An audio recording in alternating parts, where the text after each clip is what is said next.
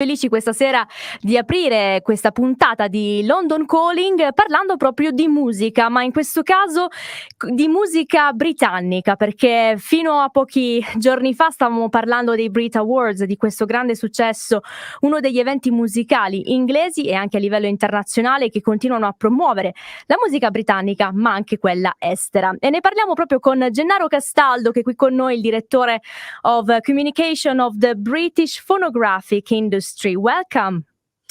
Thank you, grazie, buonasera. Gennaro, you are Italian. You are Italian, you have Italian origin, but we're going to speak in English today, also because we want to address these messages about music, the music industry, to our Italian and British listeners here in the UK. So, I would like, first of all, to understand better with you what's going on with the British industry, music industry, nowadays that we've been so hit by the pandemic. And so I wanted to understand if the British music industry was hit by pandemic and how it's recovering right now. Of course. Well, firstly, apologies for speaking in English, but it's much better than my Italian, so I hope you'll forgive me. Yeah, like every nation, we've been very badly hit by the pandemic in the UK. However, it's really been the live sector, all the festivals, the concerts, the touring that, of course, have really borne the brunt of all of that. And it's only now that we're starting to see artists perform again and feeling a bit more optimistic. Actually, recorded music did very well. Partly because I think so many people turn to music. We love music and we find it something that lifts us, inspires us, gives us comfort. Yes. A lot of people working from home, so suddenly they were playing more music. So actually, music sales and streams of music rose quite significantly over the last couple of years. I think in 2021, there were about 159 million albums or their equivalent was sold or purchased online or streamed. And that was made up of 147 billion audio streams. So sorry, I know they're rather ridiculous numbers, but just to give you the sense of the scale. And I think there was something like an 11% increase on the previous year.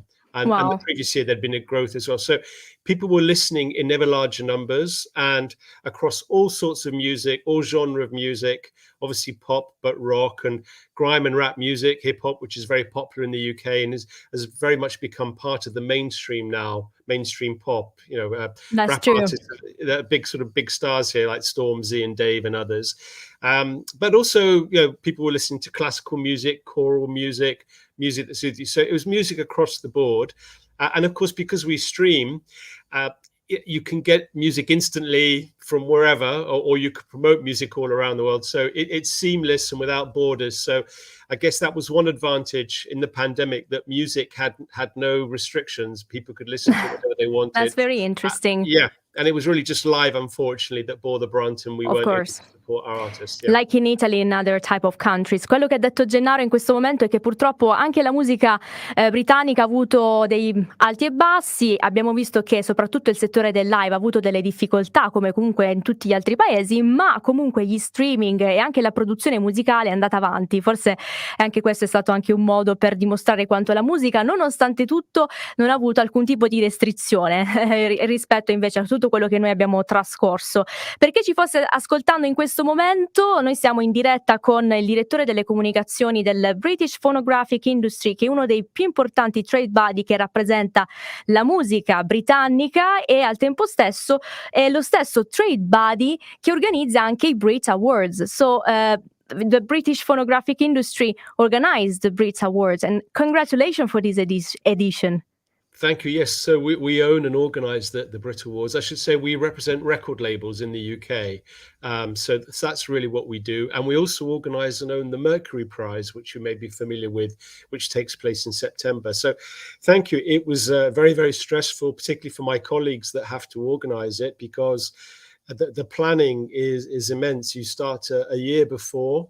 And this year there were so many variables, because obviously we had Omicron a few months ago, and it was very difficult to know whether we could have a full arena or not, whether we could get artists to come from America and other parts of the world.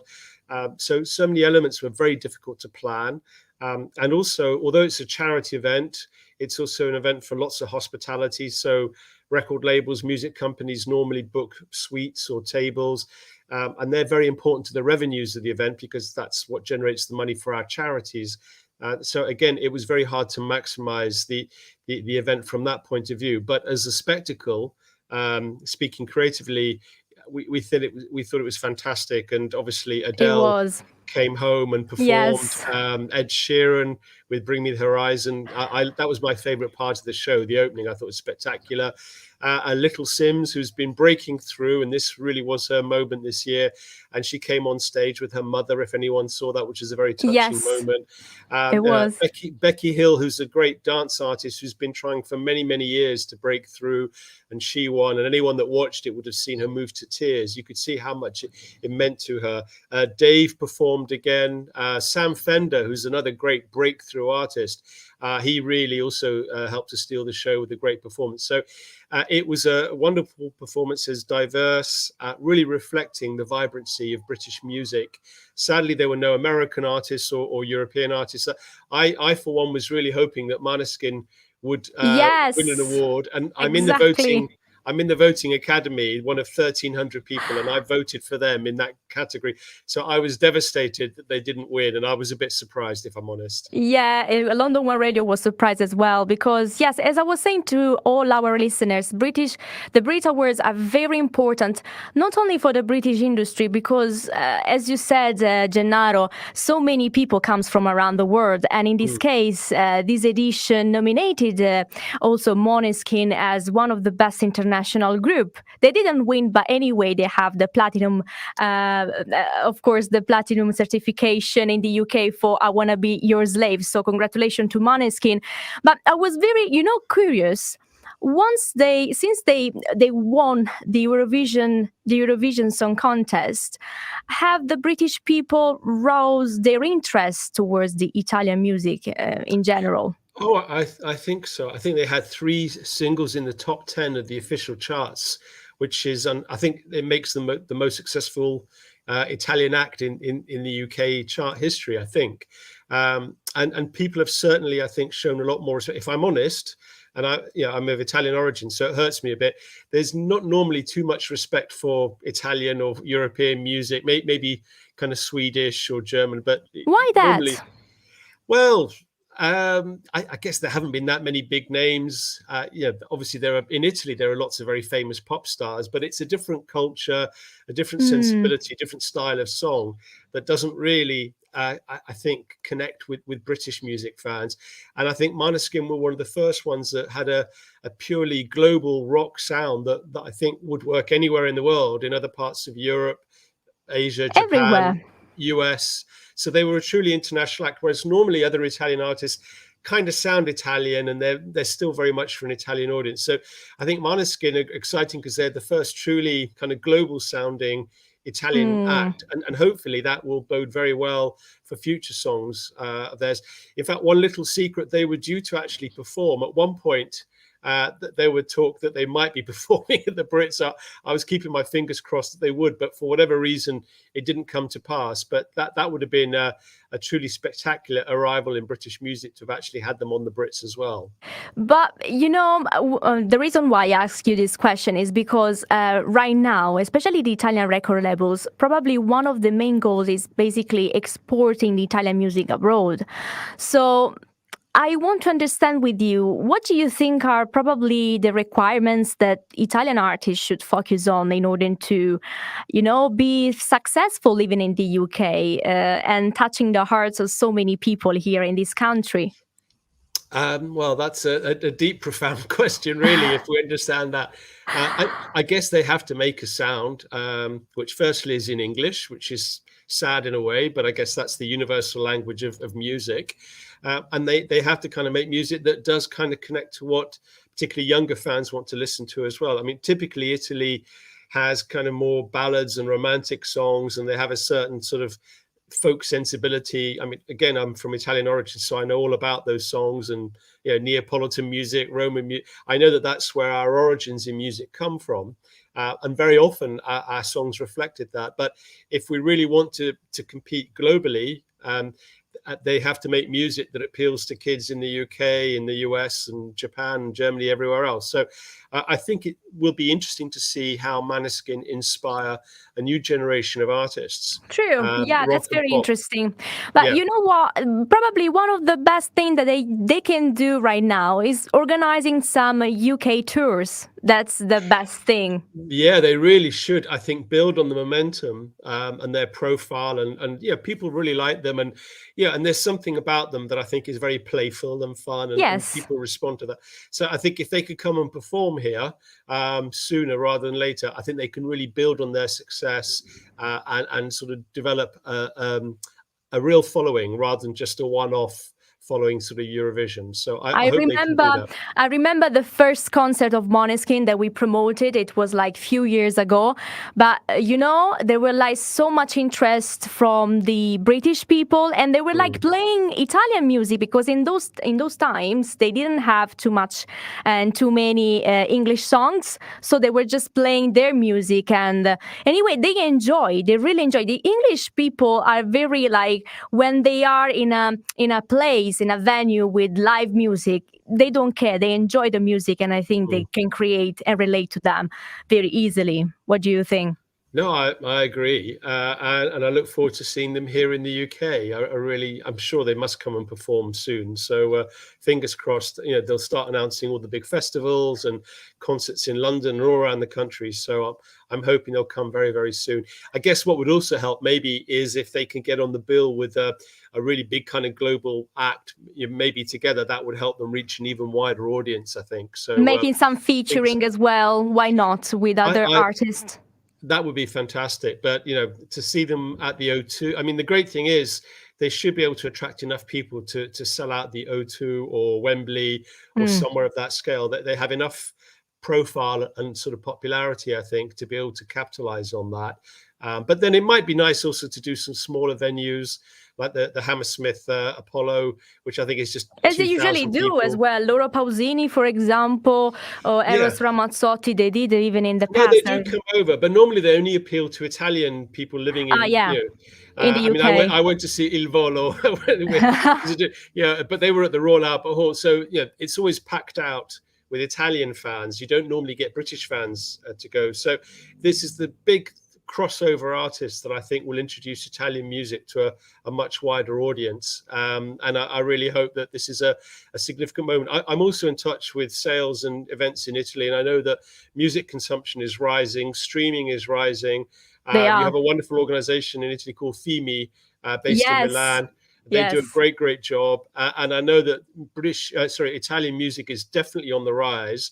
And I think for many years it wasn't considered as being important by the countries, but I think they're changing their opinion now, and I think it's a very exciting time for Italian music, and I really wish it very well. Well, what about Brexit now? Because after Brexit, has anything changed about the tours as well? I was very interesting, talk about it. And also British artists who want to organize European tours right now. Yeah, it's difficult because obviously there are now restrictions or inconveniences where before they didn't exist, and you have to kind of get touring visas and you have to apply, and it costs a lot more money. So I think we're all very worried about it in the UK, because when they were negotiating the treaty to exit from the European Union, they were thinking about the bigger issues, and no one really thought about music and culture and the creative industry. So consequently, there isn't really anything agreed to ensure a smooth transition. So unfortunately, if people want to visit the UK, or if British artists want to perform in Europe, there's lots of bureaucracy now, and there's cost. And it's a worry, because one reason why I think British music does so well is that it's been so accessible. People could come here and perform all the festivals, all the venues, and British artists could equally travel all around the world without too many difficulties. And now suddenly there are restrictions. So we're hoping that we can find ways around this, and we're speaking with government to see if there can be any changes to improve access for artists. But I'm sure one way or another, they'll find a way around it, because there is such demand for artists to come and perform here, and equally for British artists all around the world. I mean, one remarkable statistic is that Britain accounts for just 1% of the world's population, but well over 10% of all its music consumption. So it does something very well in this country. And one reason for that was the kind of ease of access of artists coming here and British artists traveling all around the world. So anything that creates barriers and creates restrictions is obviously of deep concern, because that will have a commercial impact as well. On the economy as well, on the national economy. Yeah, on the economy, on everything. And one interesting trend actually is that, yes, I mentioned that British music accounted for 10%. Well, only a few years ago, it accounted for a remarkable 17%. Wow. I think and what we're seeing now is Latin American music and Asian music getting stronger and stronger and more competitive in the global economy. Because obviously in the old days, if you had to make vinyl or CD and export it, you needed an infrastructure. And a lot of those places didn't really have it. It was mainly North America, Europe, Japan. And in those kind of markets we could all dominate. But now with streaming, anyone can do it, any nation, any singer. And it's very more difficult to have, that kind of thrive that before. So it's very competitive right now, the music industry. It's hugely competitive. And also a lot of streaming is driven by algorithms. And the algorithms reflect the bigger population. So the larger the size, the more the algorithm gives that weight and importance. So if you're, I don't know, Brazil or Mexico or Korea, then actually you're going to have more reach and more impact because of the size of your population. Yeah, of course, it's bigger than the other countries. Yeah. So for individual European nations, actually, whether Italy or UK, that's actually going to be a challenge because we don't have the same advantage in the kind of global streaming economy. We'll see anyway. One of the particular feature of this edition of the Brit Awards is this collaboration with MasterCard, because you announced the first ever NFT collection to celebrate the winner. So I was wondering how this introduction in the music industry will change, the scenario of the future, and what does it mean? I mean, everything is changing so quickly, and for someone of my age, I must admit it can be a bit hard to get my head around some of the innovations that we're seeing. That this whole idea of kind of what are they called, non-fungible tokens, I think NFTs, and just the concept of it is somehow hard to grasp. But it's important that we, as an event, make ourselves relevant to fans, younger fans in particular, all around the world and in the UK. You can't expect them to come to you. You have to go to them. You have to do it on their terms. And increasingly, that means using digital media, social channels to find that audience. Because in the old days, the Brits, like most events, would be a big family occasion, and you'd be on national television and you'd have an audience of 7, 8, 9, 10 million people. And that would be good news for the sponsors and everyone else. But the younger audience doesn't watch in that way. It's no longer an appointment to view for them. And you have to go to them rather than expect them to come to you. So that means collaborations with YouTube, TikTok, obviously Instagram. We actually did a live TikTok as well. I saw it. I watched it there, and it was very nice because in this case you can involve so many young people, and I think even on the social media there's much more awareness of music, the music industry, also of the past, and there is like an interest even on the young generation of what the artists of so many years produced before. So I think it's very good that British phonographic industry is creating collaboration with the social media too. Well, I think you have to. And in fact, through TikTok, we had 4 genres of awards. So there was a rock and alternative, there was rap and hip hop, pop and R&B, and dance. And those awards were determined by a public vote through TikTok. So that was fantastic. We saw a huge amount of engagement through that channel. And also in the UK, ITV was the live partner, but outside of the UK, anybody could live stream the awards on YouTube. So these Exactly. things are hugely important because you have to build a global audience. And one reason the Brits exist is to act as a platform for young British talent to promote itself all around the world. So obviously using YouTube and other social channels allows us to do that. So NFTs, just to go back to that, I think that's just showing a relevance. It's still very early days, and commercially it wasn't a big deal. It's really more about the statement that you're making. And one thing, I think some of them sold very well. So the Adele ones, I think, all sold out. Some of the other ones maybe didn't sell.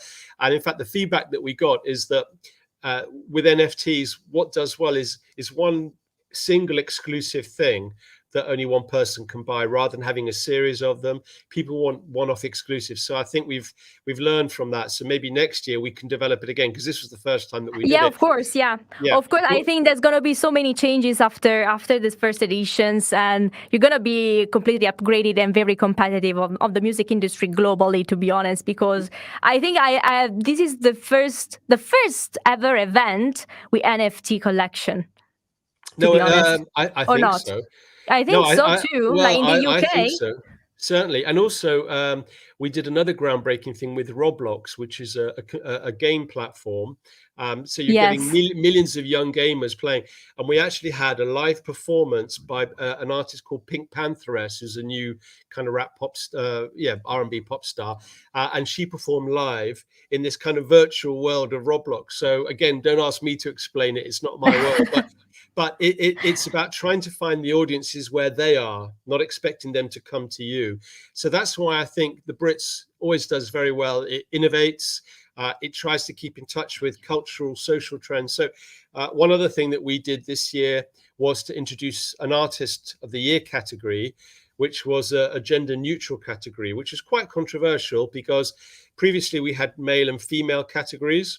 And obviously the advantage of that is that you can ensure that particularly female artists, or women artists, I should say, can be acknowledged and they can be celebrated, and they have their guaranteed role and place within the awards. But it's becoming increasingly difficult because obviously you have artists who now consider themselves to be non-binary, who choose to identify in their own way. And you have to try to remove the restrictions so that it's just about the artist. It doesn't matter who they are. It's about their song. It's about their album. It's really about the artistry that they create. So what we are exploring right now is that the British music industry is trying to do everything for their society. So to meet everyone anyway, to be open to everyone, because as you said, there's not going to be any type of restriction. And even because music is art and art is for everyone. Let's say that. Let's say that. I agree. And when we have the Turner Prize, which is a famous prize for art.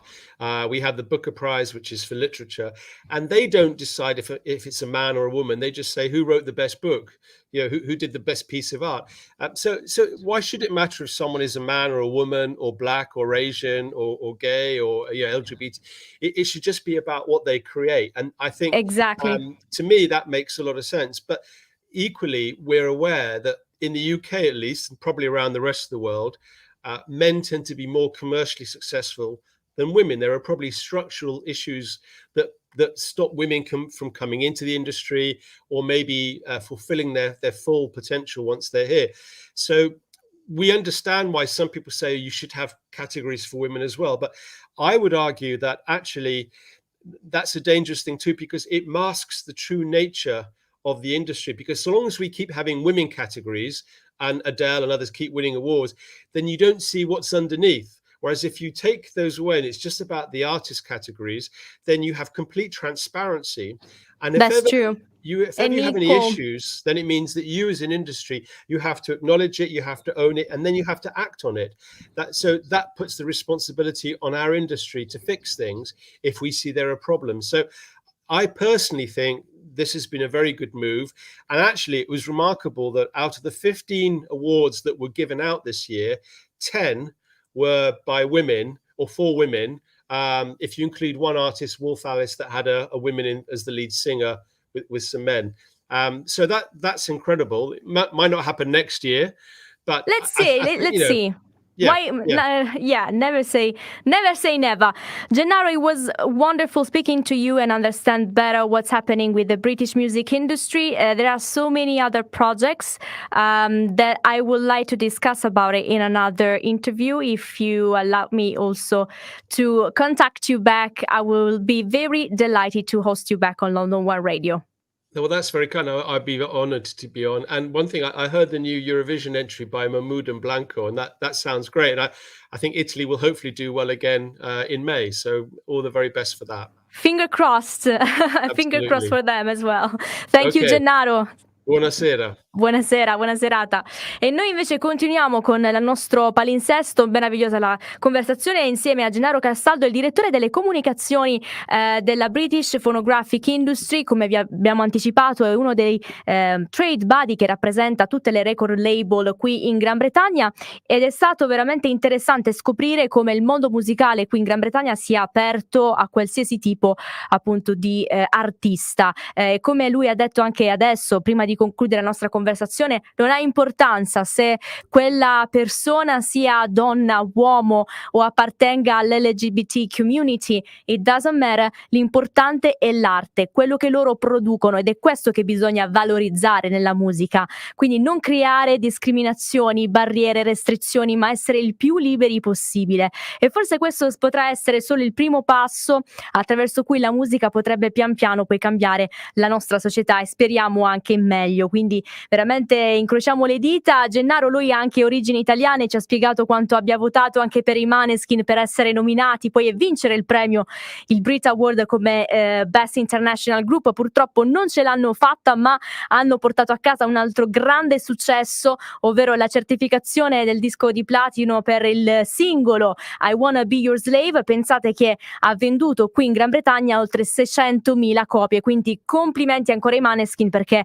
stanno portando in alto l'Italia nel mondo. E come ha detto anche Gennaro, interessante questa coppia Mahmoud e Blanco che hanno vinto Sanremo, e secondo lui veramente ci saranno delle belle sorprese all'Eurovision perché sono belli forti questi ragazzi, e quindi noi non vediamo l'ora di ascoltarli poi a Torino, dove noi saremo anche presenti, noi di London One. Allora, prima di concludere la nostra London Calling, spero vi sia piaciuta e condividete, insomma, per continuare anche a promuovere comunque la musica internazionale del mondo. Questa penso sia stata una delle conversazioni più interessanti fatte finora a livello proprio della British Music Industry. Volevo anche segnalarvi che sui nostri social media tra poco uscirà anche un video di chiarimenti su quello che è accaduto proprio quest'oggi. Siamo stati un po' segnalati da una nostra ascoltatrice in merito ad una comunicazione che secondo lei è stata sbagliata sui viaggi internazionali che riguardano proprio il ritorno in Inghilterra degli italiani non vaccinati. Bene, noi ribadiremo quello che noi abbiamo detto in precedenza sui nostri social, incluso TikTok, perché come avete visto e sentito da Gennaro Castaldo, ormai i social sono diventati un altro punto di incontro con il pubblico, e anche noi abbiamo capito quanto sia importante, dove proprio lì noi facciamo ulteriore comunicazione di informazione. Quindi utilizzeremo anche questa sera questo mezzo, questa social platform, per ricomunicare e ribadire quello che abbiamo detto precedentemente, seguendo proprio le regole che lo stesso governo britannico ha annunciato. Non abbiamo detto nulla di sbagliato, vi faremo vedere poi anche tutte le regole finora applicate. Faccio qui un briefing, colgo l'occasione, abbiamo qualche minuto, Marco dalla regia mi dice di sì.